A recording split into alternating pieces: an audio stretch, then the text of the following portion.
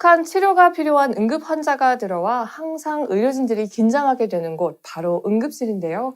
오늘은 이 응급실 내에서 의료진들을 폭행하는 문제와 관련해 어떤 처벌이 강화됐고 또 지켜야 할 수칙이 무엇인지 알아보겠습니다. 보건복지부 응급의료과 박재찬 과장님이 자리에 함께 하셨습니다. 과장님 안녕하세요. 네, 안녕하십니까. 네, 최근에 응급실 내에서 참 불미스러운 일들이 많이 일어나고 있어요. 그래서 안전 대책이 시급하다 이런 얘기가 많은데요. 좀 이렇게 어처구니 없는 일들이 얼마나 자주 일어나고 또 왜 이런 일들이 일어나나요? 2017년 1년 기준으로 해서 2017년 한 해 동안 약 893건의 이제 그 폭행 등 응급의료 방해 행위가 이제 있어 왔고요. 네. 그 중에 한 365건 정도가 이제 폭행 사건이었습니다. 약 한 41% 정도? 40.9%니까 41% 정도 된다고 보시면 되겠습니다. 보통 이제 이렇게 폭행 사건이 많이 일어나는 이유는 각종 이제 조사에 따르면 긴 대기 시간, 불충분한 정보 제공, 그리고 또 이제 응급실 이용과 관련해서 이제 익숙하지 않은 어떤 응급실 이용에 익숙하지 않는 뭐 이런 정도를 예로 들 수 있겠습니다. 네, 그래서인지 최근에 응급의료법이 더 강화됐다고 들었습니다. 네. 어떻게 해서 시행이 되나요? 네네. 2019년 1월 15일로 개정 시행되는 새로운 법에 따르면 폭행, 응급실에서 응급의료 종사자를 폭행해서 그 결과가 상해, 중상해, 사망 이렇게 세 개의 격으로 나누어서 폭행해서 상해의 결과를 초래한 자에게는 10년 이하의 징역, 1,000만 원 이상 1억 원 이하의 벌금형, 만약에 중상해에 이르게 되었다면 3년 이상의 유기징역, 사망에 이르게 됐다면 5년 이상 또는 무기징역에 해치하는 형량하한제를 도입해서 운영하게 됩니다. 네, 그렇다면은 이 폭행이나 폭언의 정도에 따라서 다르게 처벌이 된다는 네네, 건가요? 그렇습니다. 네네.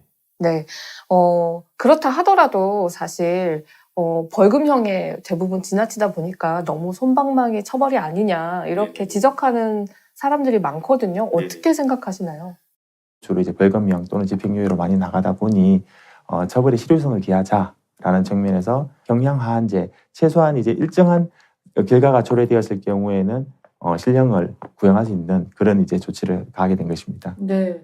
또 이런 경우도 있어요. 술에 취했기 때문에 좀 처벌을 적게 받은 경우도 있는데요. 이런 것도 좀 강화가 되어야 될 것 같은데. 주로 이제 폭행을 한 이후에 응급실에서 폭행한 이후에 주치 상태였다라는 상태로 상당히 이제 그 부분이 감안된 부분이 있고 적정한 형을 부용하지 못했다라는 지적이 있으셔서 이번 법 개정 시에는 음주로 인한 심신 상실 상태에서 심신미약 상태에서 응급의료 폭행 등 응급의료 방해 행위를 했을 경우에는 형법상 그 해당 조항을 적용하지 아니할 수 있는 것으로 지금 법 조항을 개정하였습니다. 네, 잘 됐네요. 네, 그러면 이 1분 1초를 다투는 사실 굉장히 응급한 상황이 많이 발생하는 응급실 내에서 네네. 우리들이 지켜야 할 수칙 있다면 어떤 것들이 있을까요? 먼저 첫 번째는 응급실의 첫 번째 이제 특징하고 관련돼 있는데요. 응급실은 내원한 환자부터 환자 순서대로 치료를 하는 것이 아니라 위급한 환자, 중환 환자부터 치료를 하게 됩니다.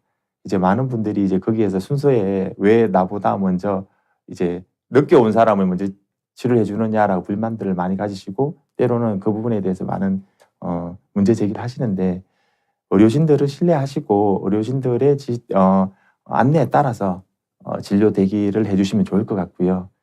두 번째는 이제 응급실 출입과 관련해서 응급실의 혼잡도를 완화하고 다음 감염병 예방을 위해서 응급실 출입은 보호자 1명으로 제한을 하고 있습니다. 물론 뭐 소아라든지 장애가 있으신 분들의 경우에는 예외적으로 좀 더 이제 출입이 가능하지만 원칙적으로 한 분만 출입이 가능하시고요. 세 번째, 응급실 이용 순서와 관련한 부분을 좀 사전에 좀 숙지해 주시면 좋을 것 같습니다. 응급실은 처음 이제 오시면 이제 그 초기에 접수를 하시게 되는데요. 접수를 하시게 되는데 이제 그 부분에 대해서 많은 분들이 좀 불만을 가지십니다. 예를 들면 왜 아픈 환자가 왔는데 돈부터 받느냐, 환자부터 치료해야 되는 거 아니냐라고 하는데 사실상 접수를 하는 이유는 접수를 해야지만 그 환자에 관한 차트가 생성이 되고 거기에 대한 진료 기록을 작성을 할 수가 있기 때문에 그런 것이고요. 그래서 그런 부분들을 이제 좀 고려하실 필요가 있습니다. 네, 얼마 전에는 이 환자가 의사를 살해하는 굉장히 안타까운 일들도 발생을 했었잖아요. 앞으로는 이런 규칙들과 수칙들을 잘 지켜서 이런 불미스러운 일들이 더 이상 없어졌으면 하는 바람입니다. 오늘 말씀 고맙습니다. 네, 감사합니다.